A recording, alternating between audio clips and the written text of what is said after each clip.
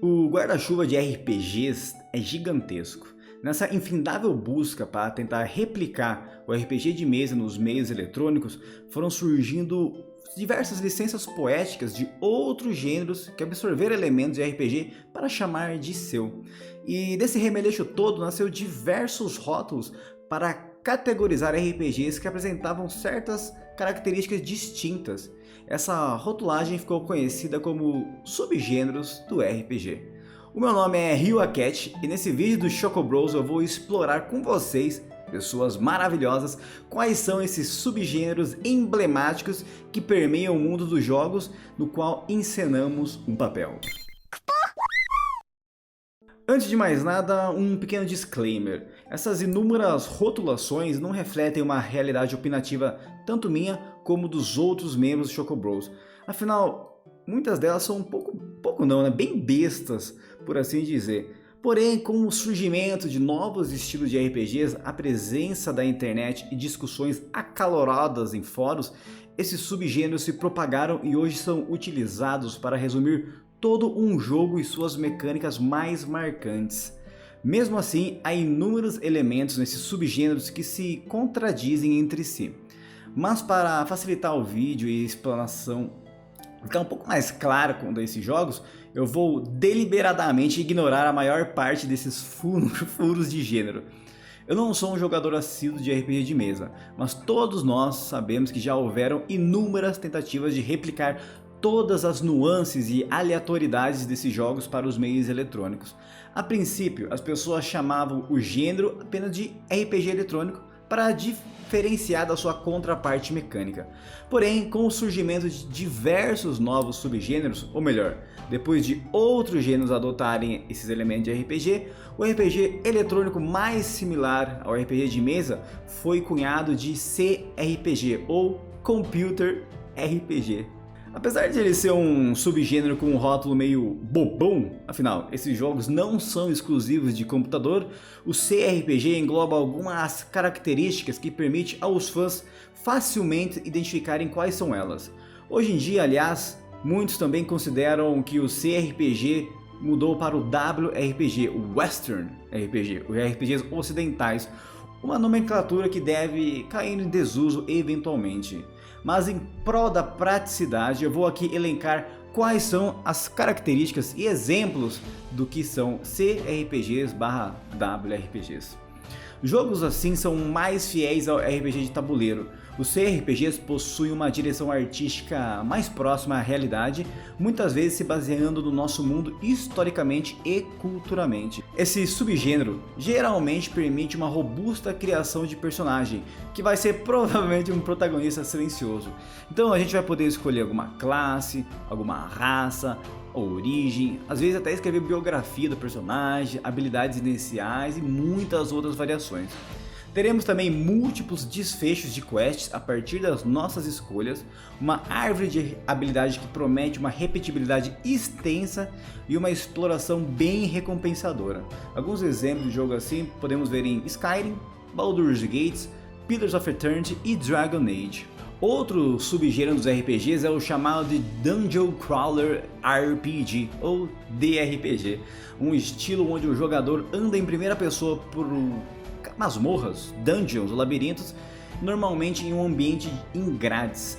A batalha costuma ser em turno e você só tem a visão dos inimigos, podendo escolher a sua ação enquanto janta ou faz uma hidromassagem sem pressa nenhuma. O Taisland, meu lindo Tatá, aliás, é fã de carteirinha de Etrian Odyssey, um ótimo exemplo de DRPG. Cobra ele lá caso você queira saber mais sobre essa série. DRPGs geralmente não apostam tanto na narrativa, mas sim na gameplay, na customização da sua party e na infinita e algumas vezes repetida exploração. A questão aqui é que esse estilo ele meio que se expandiu também para outros gêneros. O primeiro Diablo pode ser considerado um dungeon crawler, já que a sua essência era explorar a mesma dungeon repetidamente, subindo de nível, adquirindo equipamento e sarrando o diablão. Não tinha muito foco na narrativa, apesar de ter uma lore riquíssima por trás de tudo. Alguns exemplos de DRPG são Might and Magic, Wizardry e Bard's Tale, claro, o já mencionado Etrian Odyssey. Para aqueles que têm mais paciência na gameplay e curte uma jogatina vagarosa, temos os famosos SRPG ou Strategy RPG, também conhecido como TRPG, RPGs táticos. É importante notar que essa nomenclatura existe porque jogos considerados apenas de estratégia, sem elementos pesados de RPG, são os RTS da vida, os Real Time Strategy, como Warcraft e Age of Empires, ou também os 4X, um subgênero de estratégia que é a abreviação de Explore, Expand, Exploit, Exterminate, ou seja, 4X. Né? Um joguinho tipo Civilization da vida, sabe, que você está explorando, Planet Age of Wonders, e é isso. O estilo de jogabilidade de RPGs estratégicos traz movimentos e ataques de um tabuleiro isométrico.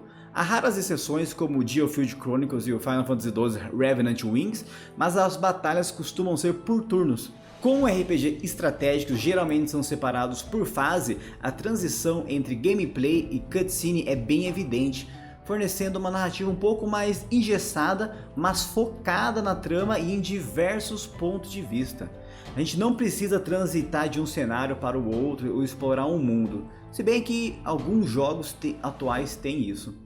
O jogador sabe que após uma batalha, ele vai ter um desenvolvimento de história, depois outra batalha, depois mais historiazinha, batalha, plot, consequentemente até o fim do jogo, né?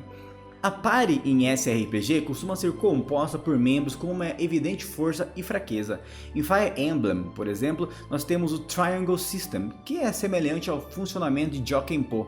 Um é forte contra o outro, mas é fraco contra um. Em Final Fantasy Tactics, cada membro possui um job que lhe fortalece em uma área específica, mas deixa-o vulnerável em outras. Um arqueiro tem alto alcance de ataque, mas se alguém se aproximar dele, é treta. O Black Mage possui um arsenal devastador de magia, mas além de ter uma defesa e HP baixos, seus feitiços podem atingir os aliados. São algumas variáveis que tornam os RPG de estratégia mais estratégicos. Uns exemplos: Final Fantasy Tactics, Disgaea, Fire Emblem e o lindo brasileiro Chroma Squad. Agora eu vou falar de um subgênero que particularmente é o meu favorito, mas ultimamente ele está rodeado de algumas polêmicas. Os RPGs japoneses, conhecidos como JRPGs. Eu sei que meu primeiro vídeo pro Chocobro foi sobre a origem desse subgênero, que até então não usavam essa nomenclatura de JRPG. Se você quiser saber mais, só clicar no card aqui em cima. Atualmente, talvez o rótulo JRPG não está sendo mais muito bem visto. Em uma entrevista recente, o diretor de Final Fantasy XVI, Hiroshi Takai, e o consagrado produtor Naoki Yoshida comentaram como a maior parte do seu time de desenvolvedores não gostam do termo JRPG. Na época, muitos desenvolvedores ocidentais consideravam que os RPGs produzidos na Terra do Sol Nascente eram muito japoneses, mas eles usavam isso com uma conotação negativa. Isso criou meio que um mal-estar lá atrás, visto que os japoneses eles acreditavam que estavam produzindo apenas RPGs, sem adicionar o J, sem um subgênero. E atualmente eles viram um espaço para comentar sobre isso, né? Se existe um público que se ofende com o termo, o ideal seria parar de utilizá-lo, né? Mas como a gente não tá muito aqui para cagar a regra e nem ser os defensores da moral, se você quiser continuar falando JRPG, sem problemas, ninguém aqui vai te criticar, né? Eu mesmo tô sendo hipócrita porque eu falo diversas vezes no dia a dia, não vou perder o costume tão cedo. Só que eu considero válido saber o que esse termo significa para aqueles que estão no olho do furacão. Mas contudo, entretanto, né, correndo o risco de ser novamente taxado como hipócrita, é inegável que, rotulado ou não, RPGs produzidos no Japão possuem uma essência bem marcante que os difere dos ocidentais, e é desse estilo marcante que eu vou comentar. Os RPGs japoneses possuem uma direção artística bem similar ao que vemos em anime, ou com os traços reconhecíveis de seus artistas, trazendo personagens lindos e caricatos. Também tem aquela certa melodramatização proveniente também nos animes, e geralmente são situados em universos fantasiosos, seja medieval ou ficção científica.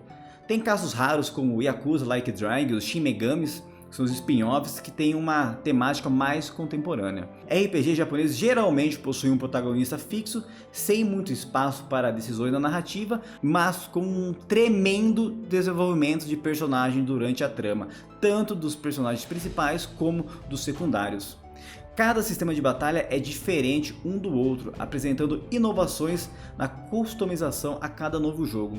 Os RPGs de empresas nipônicas geralmente têm um foco absurdo na narrativa e storytelling, construindo mundos incríveis e personagens duradouros. É realmente como se a gente tivesse transportado um livro, uma novel, para os meios eletrônicos.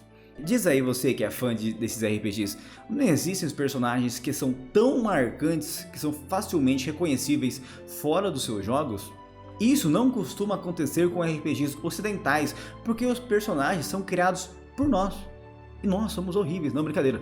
Esses personagens criados por nós não têm aquela característica esférica, cheio de sonhos, desejos, medos e fraquezas, né? Então eles não são relacionáveis. Cloud Strife, Sora, Chrono, eles são muito maiores do que a sua criação em Skyrim, ou mesmo o comandante Shepard de Mass Effect. Porém, isso não é exclusivo dos RPGs da Terra do Sol Nascente.